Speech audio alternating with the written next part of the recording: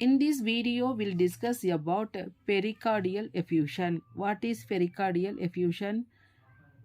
Pericardial effusion is the buildup of too much fluid. So here, too much fluid in the double layered shock-like structure around at the heart. So here, excess amount of fluid will accumulated. That name is called as pericardial effusion. This one is the normal heart pericardium. Here effusion. The space between that layer typically containing thin layer of fluid. Here thin layer only presented, but in this pericardium is diseased or injured, the resulting inflammation can lead to excess fluid. So pericardium is covering of that heart. It has an inner layer and outer layer. Fluid collect in between these layers. It containing disease condition and compress that heart.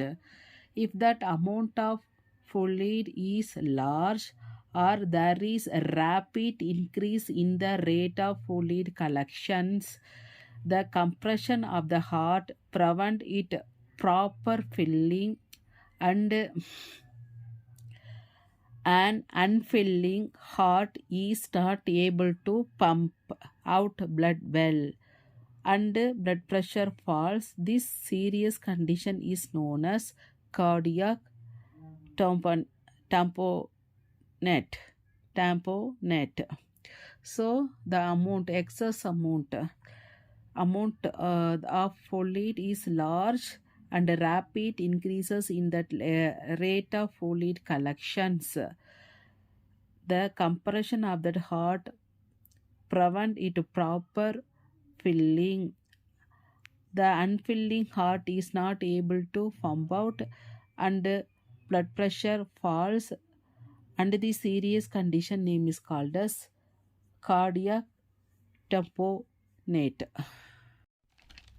Cardiac tamponade needs removal of fluid from that pericardial cavity.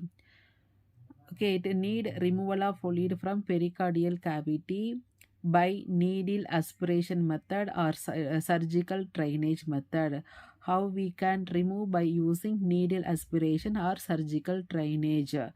If the fluid is very thick fluid can be there if the collection is due to some type of bacterial infection. Bacterial infection means the fluid become thick. Sometimes the collection of fluid due to bleeding into the pericardial cavity. These occur most commonly if cancer, malignant pericardial effusion. Usually it is a cancer of other organ spreading to the pericardium. Secondary rather than primary cancer of that pericardium, which is very rare.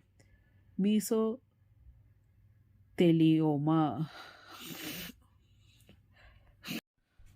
Tuberculosis pericardial effusion can be documented by aspirating the fluid and culturing the fluid for that presence of bacterium causing Mycobacterium tuberculosis.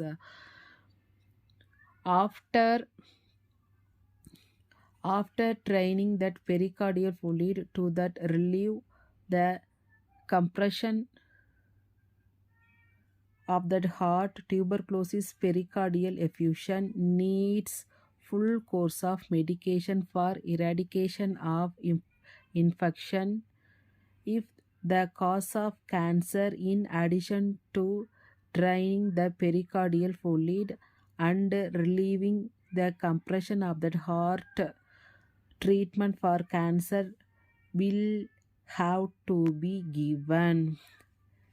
This may include medication, radiation, and surgery depending on the type of cancer. Cancer would be nearby organ like lungs, breast, and from the distant organ.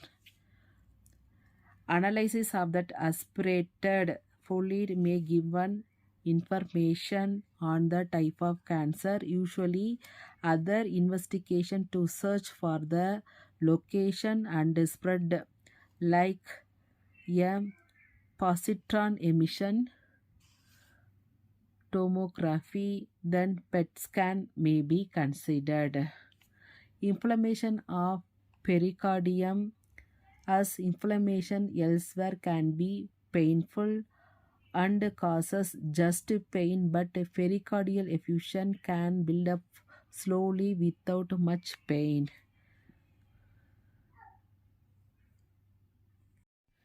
When the quantity is large enough to compress the heart, the person may feel breathless or dizzy because of a fall in blood pressure. Sometimes mild pericardial effusion may be detected by an echocardiogram done for other causes. Pericardial effusion is usually confirmed by echocardiogram ultrasound study of the heart in case of cardiac tamponade, and the heart can be swinging within that large amount of fluid in that pericardial cavity.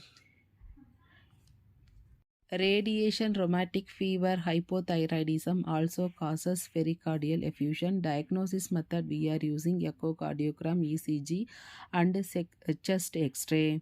Then medication, we are using aspirin, non-steroidal anti-inflammatory drugs. Then corticosteroid we can use. Surgery method also recommended. If untreated, may leads to heart failure or death in extreme cases. So in this video we discussed pericardial effusion. What is pericardial effusion? What are the things will causes pericardial effusion? What are the diagnosis method? What are the treatment?